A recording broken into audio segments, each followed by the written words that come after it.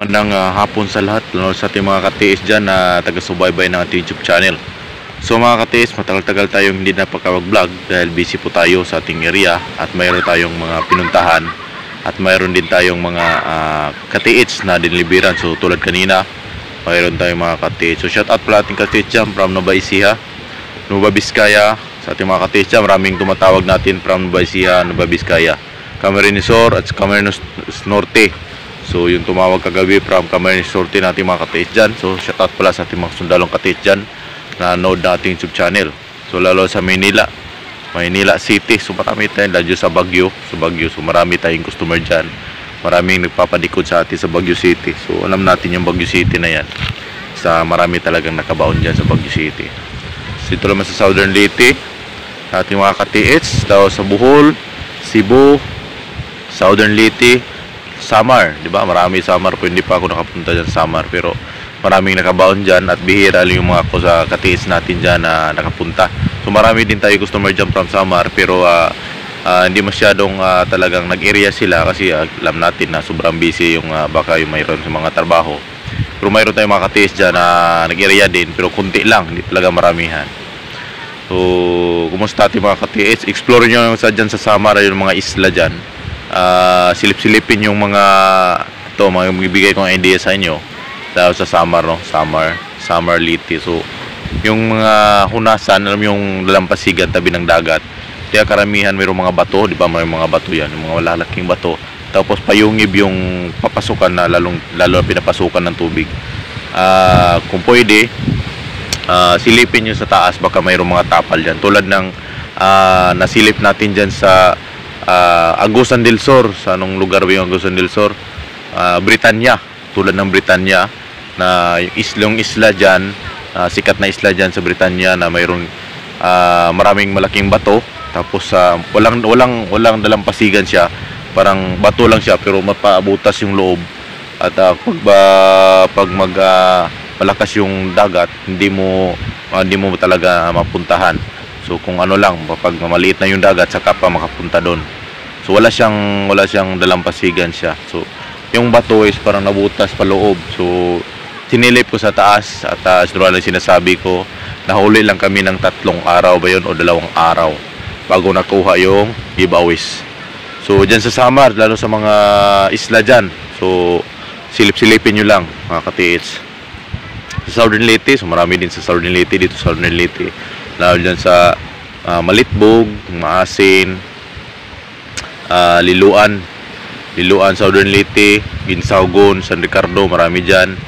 Lalo dyan sa Palo Leyte, marami din sa Palo Leyte. Ormoc, so marami dyan sa Ormoc, mga bukid-bukid sa Ormoc.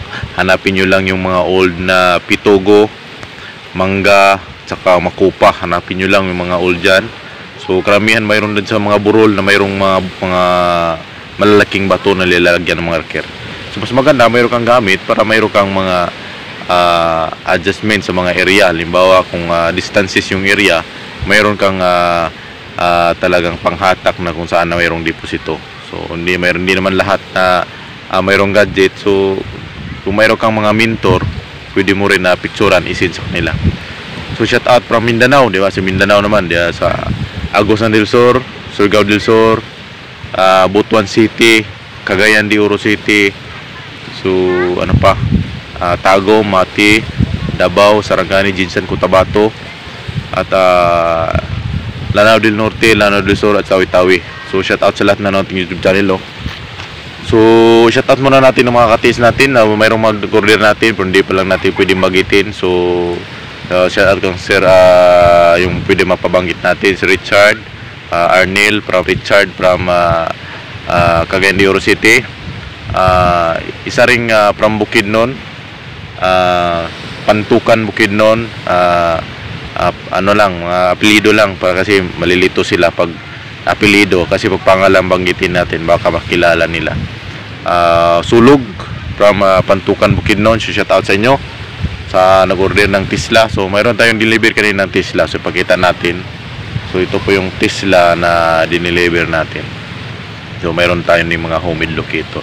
So shout out sa lahat, lalo na sa mga ating katiis dyan na nanood nating YouTube channel. So shout out po sa inyo. So sa ating mga katiis ngayon na naghahanap, so tag-init na, kaya sabi ko sa inyo, tag-init na, time na po talaga na sumabak na tayo sa area. Kasi yung tag-init na, hanapin lang natin yung mga giveaways. Huwag tayo manghanap ng lalim, kasi karamihan sa ating mga katiis kasi hinahanap nilang malakihan, kasi gusto nilang bulto, kasi gusto nilang yumaman agad. So huwag nating isipin yung malaki, kasi napakahirap halapin yung malaki. Okay lang sana kung unang henerasyon tayo o second henerasyon sana tayo, kasi marami pa tayong mahanap na mga tawag nila yung mga dinali ang deposito, madali ang pagkabaon ng deposito. So pwede pa natin ma-recover agad. So imagine mo pang 6 na ata tayo, 6 o 5 ng henerasyon na tayo. So mahirapan na tayo makahanap ng mga mababaw lang, kasi karamihan mga Hapon napunta rin ng Pilipinas para kumuha din ng mga mababaw. Yung mga kumukuha lang isang araw, isang linggo, yan binabalikan ng mga Hapon. Kasi mga Hapon, di sila pwede magtagal sa area, baka mahuli sila. Kaya yung iba, hinahanap lang talaga yung mga mababaw lang. Kumukuha lang isang araw, mga ganyan. So kung mayroon man silang site na pinupuntahan tulad ng Agusan del Sur, marami bumabalik doon sa Agusan del Sur. Marami nang na-recover sa Agusan del Sur. So alam ko rin kung sino naghawak ng mapa dyan sa Agusan del Sur. Anong apelido niya is Plaza. Yung naghawak dyan sa pinakamalaking mapa, hindi lang siya marunong magbasa. Plaza po ang naghawak dyan sa pinakamalaking mapa dyan. Siguro nabilong na ang yan, mabilong na ang Davao at saka Butuan, at saka Agusan. Parang nabilong na sa mapa, napakalaking mapa. Kasi nabalitaan ko yung sabi ng isang Hapon, yung kasamahan nilang Hapon, kasi hindi nila alam kung saan ang area, kasi malaki na daw ang pagbabago ng area. So ang ginagawa nila, bininta ng 6 million yung malaking map, yung pinakamalaking map, kasi yung mga mapa daw maraming maliit, pero yung mga maliit hindi bininta, yung pinakamalaking mapa lang bininta, kasi mahirap na, kasi yung pinakamalaking mapa kasi mahirap yung sundan, kasi siya, parang nakakalito basahin yung mga malaking map. So bininta ng 6 million na hindi ko lang mabanggitin kung anong posisyon siya, basta Plaza po ang nakahawak ng pinakamalaking mapa dyan. Kasali na ang Davao ata. So mayroong Xerox na ako nakita dyan, ang nakahawak dyan sa banda sa, alam yung Lawis papuntang Surigao.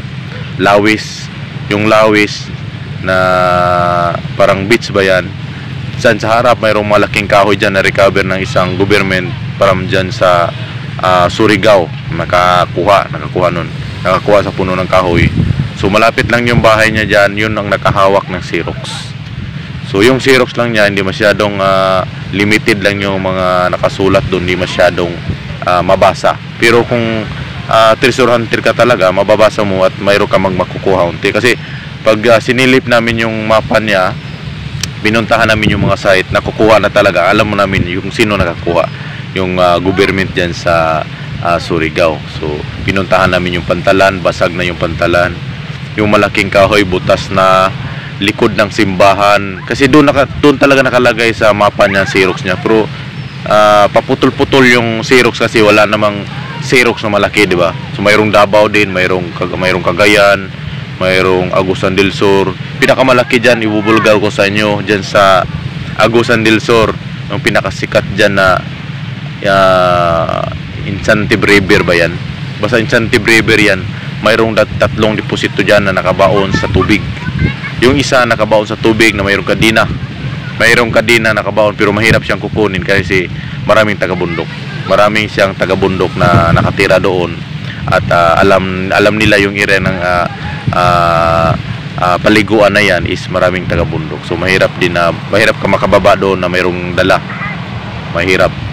So kaya sabi ko sa inyo, mga ka-TH, kung gusto mong mabago yung buhay mo, explore lang. Huwag mo lang masyadong talagang hanapin yung pinakamalalim, kasi napakahirap hanapin yung pinakamalalim talaga.